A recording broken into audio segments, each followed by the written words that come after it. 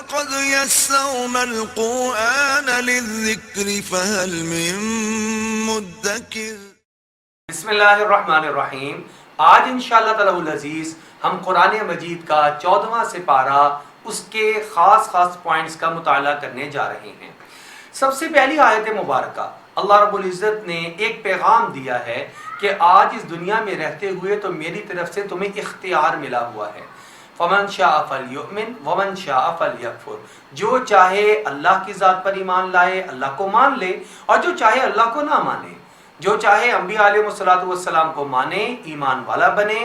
اللہ کی نازل شدہ کتابوں کو جو ہے مان لے، ان پر تصدیق کر لے، فرشتوں کے اوپر یقین لائے اور اللہ کی بتائی ہوئی زندگی کو گزارنا شروع کر دے، اور جو چاہے وہ من چاہی زندگی کو گزارنا شروع کر دے۔ اس کا اختیار ہے، یعنی اختیار کا مطلب کوئی زور زبردستی نہیں ہے۔ وَلَا يَرْضَى لِعِبَادِهِ الْكُفْرَ، ہاں اللہ اپنے بندے سے نافرمانی اور کفر کو پسند نہیں کرتا، لیکن ایک دن ایسا آنے والا ہے جس دن ہر اس دنیا سے جانے والا کافر جب اس دن میں پہنچے گا اور ایمان والوں کی حالت کو دیکھے گا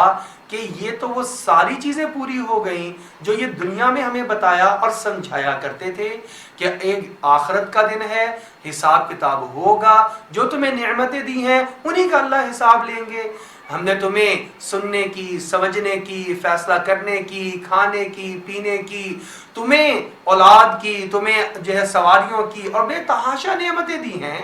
وَإِن تَعُدُّوا نِعْمَةَ اللَّهِ لَا تُحْصُوهَا، اگر تم اللہ کی عطا کردہ نعمتوں کو شمار کرنا چاہو تو تم شمار ہی نہیں کر سکتے۔ اتنی نعمتیں دی تھیں، آؤ ذرا بتاؤ کہ اس نعمتوں کے بدلے میں تم کر کے کیا آئے ہو، انہی نعمتوں کا استعمال کیسا تم نے کیا ہے۔ تو یہ ایک حساب کتاب کا دن ہے جب وہ آ کر دیکھیں گے کہ یہ تو سب کچھ سچ ہو رہا ہے۔ وہاں پر اللہ رب العزت ایمان والوں کی غلطیوں اور لغزشوں کو معاف کر رہے ہوں گے، جنت میں جانے والے جنت میں چلے جائیں گے، کافر لوگ جہنم میں چلے جائیں گے، لیکن ایمان والا جس نے کچھ کوتاہیاں کی ہوں گی وہ اپنا سزا کا وقت گزارنے کے لیے دوزخ میں جائے گا۔ تو وہاں پر ایک مکالمہ ہوگا کافروں کا اور ایمان والوں کا۔ کافر کہیں گے چلو ہم تو اس لیے جہنم میں آئے کہ ہم نے کچھ مانا ہی نہیں، نہ اللہ کو مانا، نہ اللہ کے نبی علیہ السلام کو مانا، نہ اللہ کی بتائی ہوئی ہدایات کو مانا، تو تم تو ایمان والے تھے، تم ہمارے ساتھ جہنم میں، تو تم میں اور ہم میں کیا فرق؟ تو یہ بات اللہ رب العزت تک فرشتے پہنچائیں گے۔ اللہ رب العزت ارشاد فرمائیں گے جاؤ اور جا کر جہنم سے ہر اس شخص کو نکال لو جس کے دل میں ایک رائی کے دانے کے برابر، ایک ذرے کے برابر بھی ایمان ہے، جس نے کبھی لا الہ الا اللہ زبان سے کہا ہے اس کو بھی اب جہنم سے نکال لو۔ جو کبھی کسی موقع پر جس کے دل میں میرا خوف آیا اس کو بھی جہنم سے نکال دو، بخاری اور مسلم کی روایت۔ چنانچہ جب ان کو بھی نکال دیا جائے گا اور جہنم میں صرف کفار رہ جائیں گے تو کفار تمنا کریں گے۔ وہ تمنا کیا ہوگی؟ ہائے کاش، بڑے افسوس کے ساتھ کہیں گے، حسرت کے ساتھ، ہم بھی ایک بار کلمہ پڑھ کے مسلمان ہو جاتے۔ قرآن کہہ رہا ہے ربما یود الذین کفروا لو کانوا مسلمین، ان قریب کافر لوگ دل سے تمنا کریں گے کاش وہ بھی مسلمان ہو چکے ہوتے،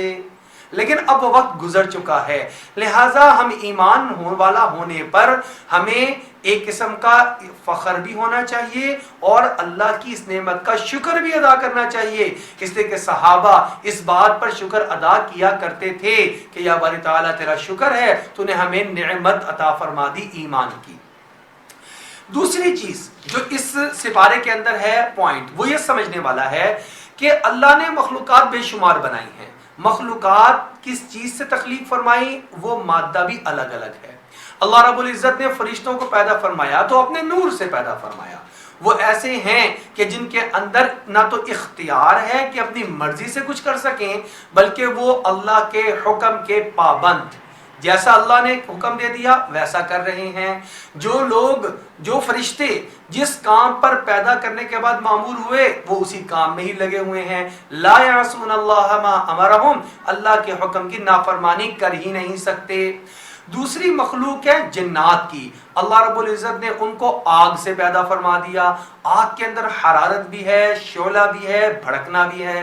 اسی لیے یہی صفات جنات کے اندر بھی ہیں، لہذا جنات کے اندر شر غالب رہتا ہے، اور شیطان بھی انہی کے قبیلے سے، شیطان من الجن، قرآن کہتا ہے وہ جنات ہی میں سے تھا، لیکن عبادت کرتے کرتے اتنا بڑا درجہ پا گیا کہ فرشتوں کا معلم ٹھہرایا گیا۔ تیسری مخلوق ہے حضرت انسان، میں اور آپ، اللہ نے ہمیں مٹی سے پیدا فرما دیا، قرآن نے ان سب کا تذکرہ فرمایا ہے، فرمایا وَلَقَدْ خَلَقْنَا الْإِنسَانَ مِنْ صَلْصَالٍ مِنْ حَمَإٍ مَسْنُونٍ، ہم نے اس کو کھنکتی ہوئی مٹی سے پیدا فرما دیا، وَالْجَانَّ خَلَقْنَاهُ مِنْ قَبْلُ مِنْ نَارِ السَّمُومِ، اور جنات کو اس انسان سے پہلے پیدا فرمایا اور بھڑکتی ہوئی آگ سے پیدا فرما دیا۔ تو یہ صفات ہیں جو کہ پھر انسانوں کے اندر اپنی صفات کہ مٹی کے اندر ذرا عاجزی ہوتی ہے، انکساری ہوتی ہے، اس کے اندر وہ چیز پائی گئی، اور جنات کے اندر علو ہے، ان کے اندر بھڑکنا ہے، اسی لیے تو شیطان نے انکار کر دیا تھا کہ میں اس سے بہتر ہوں، انا خیر من خلقتنی من نار وخلقتہ من طین، مجھے آگ سے پیدا کیا، آگ بڑی اعلیٰ چیز ہے، اس کو مٹی سے پیدا کیا، مٹی ادنا چیز ہے، میں بڑا اس کو کیسے سجدہ کر سکتا ہوں؟ یہ نہیں دیکھا حکم کس کا آ رہا ہے، حکم اس کا ہے، درجہ اس نے متعین کیا ہے، وہ چاہے تو خاک کو بلند کر دے، وہ چاہے تو بندے کو سجدہ کروا دے۔ یہ دوسری چیز تھی۔ تیسری چیز، جو تیسرا پوائنٹ یہاں پر ہے، وہ اس بات کی طرف اشارہ کرتا ہے کہ مشرکین، اور بعض کو آج کل بھی ہم سننے کو مل جاتا ہے، کسی آدمی کو آپ کہیں کہ یار آپ نماز پڑھا کریں، تو آگے سے جواب، بعض لوگ تو کہتے ہیں جی ہم شروع کر دیں گے اور ہم پڑھیں گے انشاءاللہ، بعض جو ہے وہ یہ کہتے ہیں بھائی اللہ چاہے گا تو ہم سے نماز پڑھوا لے گا، اللہ نہیں چاہے گا تو نہیں پڑھوائے گا، اسے کہ تم ہی کہتے ہو اللہ جو چاہتا ہے وہی ہوتا ہے۔ تو یہ ذرا اللہ کی چاہت کے معنی اور مفہوم کو سمجھ لیجئے۔ ایک ہے اللہ جل شانہ کے احکامات اور اس کے اوپر عمل پیرا ہونا، اللہ کی رضا، اللہ کی رضا اور خوشنودی تو اسی میں ہے، اللہ کی وہ والی چاہت تو اسی میں ہے جو رضا والی ہے، خوشنودی والی ہے، کہ آدمی آئے اور آ کر میرے سامنے نماز کی شکل میں ہاتھ باندھ کر کھڑا ہو، پھر میرے سامنے جھک جائے، پھر مجھے سجدہ کرے۔ لیکن ایک اللہ جل شانہ نے زور اور زبردستی نہیں دی، بلکہ ایک اختیار بھی عطا فرمایا۔ اب ایک آدمی اگر جان بوجھ کر نماز نہیں پڑھنا چاہتا تو اللہ کہتے ہیں ٹھیک ہے بندے، یہاں پر تجھے اختیار دیا تو تیرے اختیار میں ہی میری بھی چاہت ہے، میں بھی یہی چاہ لیتا ہوں کہ تو نماز نہ پڑھے۔ اسی لیے قرآن کہتا ہے وَمَا كَانَ اللَّهُ لِيُظْلِمَهُمْ، اللہ نے ان پر ظلم نہیں کیا، وَلَكِنْ كَانُوا أَنفُسَهُمْ يَظْلِمُونَ، وہ اپنے نفسوں پر خود ظلم کرنے والے تھے۔ یہاں پر بھی اللہ جل شانہ نے فرمایا وَقَالَ الَّذِينَ أَشْرَكُوا، مشرک لوگ یہ کہتے ہیں لَوْ شَاءَ اللَّهُ، اگر اللہ چاہتا، مَا عَبَدْنَا مِن دُونِهِ مِن شَيْءٍ، ہم اللہ کے علاوہ اور کسی کی بھی عبادت نہ کرتے، وَلَا نَحْنُ، نہ ہم، وَلَا آبَاؤُنَا، اور نہ ہمارے آباء و اجداد۔ تو یہ عبادت اور اس کے علاوہ پوری زندگی پر یہ آیت مبارکہ منطبق ہوتی ہے، ہر نیک کام کے بارے میں کہا جا سکتا ہے اللہ چاہتا تو ایسا ہو جاتا، اللہ ہی نہیں چاہ رہے تو ہم کیا کریں۔ تو اللہ رب العزت نے جواب اس کا جو دیا، اب وہ سماعت فرمائیں۔ اللہ جل شانہ نے اگلی پوری آیات نازل فرما دی، اور اس سے پیچھے بھی یہی مضمون چلا آ رہا ہے، بھئی اللہ تو یہی چاہتے ہیں، اللہ نے اس کے لیے تمام اسباب مہیا کر دیے، سب سے پہلے تمہیں آنکھیں دیں جس سے تم دیکھو اور پوری کائنات کی تخلیق کو دیکھ کر سوچو اس کا پیدا کرنے والا کون ہے۔ اللہ نے تمہیں کان دیے تاکہ تم قرآن کو سنو اور اس پر عقل و دماغ اور شعور دیا، تم اس کے اوپر غور و فکر کرو۔ انبیاء علیہ السلام کا سلسلہ جاری کر دیا، کتابوں کو نازل فرما دیا، نیک لوگوں کی صحبت اور ماحول تمہیں دے دیا، سارا کچھ تو دے دیا، صرف ایک چیز رہ گئی تھی کہ زور اور زبردستی سے تم سے نیک عمل کروائے جاتے۔ تو اللہ جل شانہ نے اس کا اختیار دیا، وہ اللہ کی منشا نہیں ہے۔ قرآن پاک میں اللہ جل شانہ نے خود فرمایا وَلَوْ شَاءَ رَبُّكَ لَآمَنَ مَنْ فِي الْأَرْضِ جَمِيعًا، آپ کا رب اگر چاہے تو اس زمین پر سارے کے سارے اللہ کو ماننے والے رہ جائیں، سب اللہ کو مان جائیں، لیکن اللہ چاہتے ہیں اپنے اختیار سے عمل کرے، لہذا یہ کسی بھی بات کا جواب نہیں بن سکتا میں اس لیے نیک کام نہیں کرتا کیونکہ اللہ نہیں چاہ رہے، اللہ چاہیں گے تو میں نیک کام کروں گا۔ آپ قدم اٹھائیں اللہ کی چاہت آپ کے اس قدم اٹھانے اور اختیار کے مطابق ہو جائے گی۔ وما تشاءون الا ان یشاء اللہ رب العالمین، جب تم چاہتے ہو تو اللہ بھی ویسا ہی چاہتے ہیں، پھر اللہ کی چاہت کے مطابق وہ کام ہو جایا کرتا ہے۔ تیسری اہم چیز جو یہاں پر بیان فرمائی گئی وہ یہ کہ اللہ رب العزت نے ہر چیز میں تقسیم رکھی ہے اور بعض کو دوسری بعض چیز میں فضیلت دی ہے۔ مثال کے طور پر ہر آدمی کی عمر کے دن الگ الگ ہیں، کسی کو عمر دی 5 سال، کسی کو 10 سال، کسی کو 20 سال، کسی کو 50، کسی کو 80، کسی کی عمر 100 سال۔ تو اب یہ نہیں کہا جا سکتا کہ اس کو عمر چونکہ 80 سال ملی مجھے بھی 80 سال ملنی چاہیے تھی۔ اللہ نے عقل، فہم، سوچ سمجھ اور قوت فیصلہ ہر ایک کو الگ الگ دی، رنگ اور روپ، قد کاٹ، صحت الگ الگ دی۔ ایسے ہی اللہ نے مال بھی کسی کو کم کسی کو زیادہ عطا فرمایا۔ اللہ جل شانہ نے فرمایا دیکھو یہ معاملہ ایسا ہے، اس کے اندر تم آپس میں حسد نہ کرنا۔ واللہ فضل بعضکم علی بعض، اللہ نے فضیلت دی ہے بعض کو تم سے بعض میں، پھر رزق کے معاملے میں، رزق کے معاملے میں۔ اب رزق کے معاملے میں حسد نہ کرنے لگ جاؤ، تم کسی کے خلاف سازشیں نہ کرنے لگ جاؤ، اس کے پاس اتنا کیوں ہے، اس کے پاس اتنا کیوں ہے، بلکہ محنت تمہارے بھی ذمے ہے، تم بھی محنت کرو، اس اللہ سے مانگو، ہو سکتا ہے تم بھی اسی درجے پر آ جاؤ بلکہ اس سے بھی آگے نکل جاؤ۔ لیکن اگر وہاں تک نہ پہنچ سکو تو اسے حسد کر کے اس کو نقصان پہنچانا، تدبیریں کرنا، اس کو بدنام کرنے کی کوشش کرنا۔ آج ہمارے حالات میں یہ ایک عام بات ہے کہ ہم کسی کا مقابلہ نہیں کر سکتے تو اس کو بدنام کرنا شروع کر دیتے ہیں، ہم اس کے خلاف سازشیں کرنا شروع کر دیتے ہیں، اس سے آگے بڑھ کے ہم اس کے ساتھ برا چاہنا شروع کر دیتے ہیں۔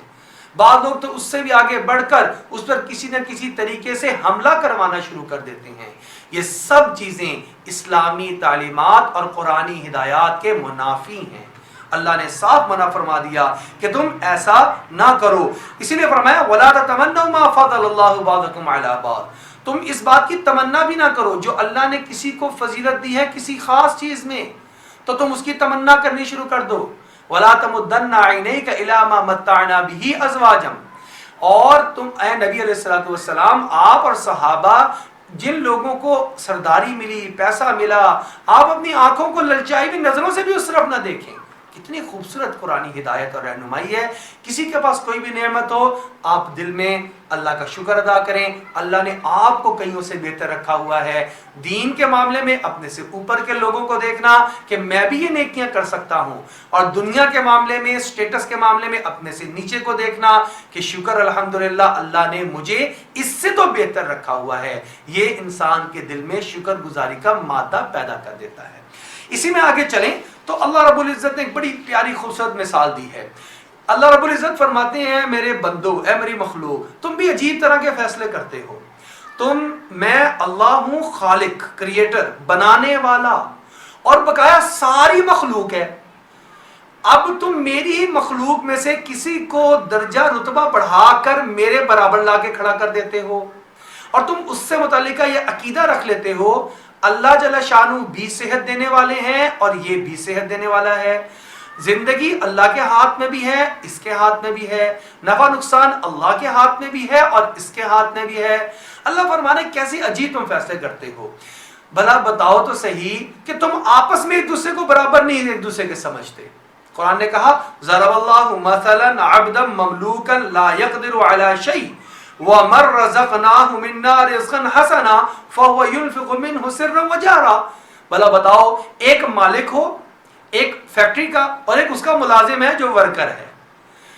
ورکر اپنی مرضی سے وہاں کی کسی ایک چیز کو بھی اٹھا کر کسی کو دے نہیں سکتا، استعمال خود بھی نہیں کر سکتا، اتنا محتاج، اور ایک فیکٹری کا مالک جو چاہے تو فیکٹری میں سے جس کو چاہے جتنا دے دے، حتیٰ کہ پوری کی پوری فیکٹری اٹھا کر کسی کو دے دے، کوئی پوچھنے والا نہیں۔ تو کیا کبھی تم نے اپنی ظاہری حالات میں ایسا سمجھا کہ مالک اور ملازم کو ایک رتبہ دے دیا ہو؟ ایک گھر کا مالک ہے 2 کنال کی کوٹھی کا، ایک اس کا چوکیدار ہے۔ اب آپ کہیں کہ جی چوکیدار اور مالک برابر، کبھی بھی آپ لوگ نہیں کرتے، تو آپ کی عقل یہاں کام کرنا کیوں چھوڑ جاتی ہے کہ ایک اللہ جو خالق اور بقایا ساری مخلوق میں سے چاہے کوئی بھی ہو، کتنا نیک ہو، صالح ہو، طاقت والا ہو، سلطنت والا ہو، عہدے اور منصب والا ہو، کچھ بھی ہو، اس کو اٹھا کر اللہ کے برابر لے آنا، فرمایا یہ انتہائی حماقت کی بات ہے۔ بہترین مثال سے ہمیں بات کو سمجھایا، اور یہ بہترین قرآنی رہنمائی اللہ رب العزت نے عطا فرمائی۔ آخر میں ایک آیت اللہ نے بیان فرمائی ہے، ان اللہ یأمر بالعدل والاحسان وایتاء ذی القربى، تین کام کرنے کے، وینہا عن الفحشاء والمنکر والبغی، تین باتوں سے روکا گیا، یعظکم لعلکم تذکرون۔ مفسرین فرماتے ہیں اللہ رب العزت یہ آیت مبارکہ اتنی جامع اللہ نے نازل فرمائی ہے، جس کے اندر قرآنی تمام تر تعلیمات کو اکٹھا فرما دیا گیا۔ اگر یہ ایک آیت بھی انسانیت کے لیے نازل ہو جاتی تو اس کی ہدایت کے لیے کافی تھی، لیکن اللہ نے تو پورا قرآن اور بھی عطا فرما دیا، لیکن یہ ایک آیت بھی اترتی، اتنی جامع آیت ہے، اسی لیے اسے ہر ایک عربی کے خطبے میں جمعے کا ہو یا عیدین کا لازمی شامل کیا جاتا ہے۔ اللہ جل شانہ سے دعا ہے اللہ جل شانہ ہمیں قرآنی ہدایت کے مطابق زندگی گزارنے کی توفیق عطا فرمائے۔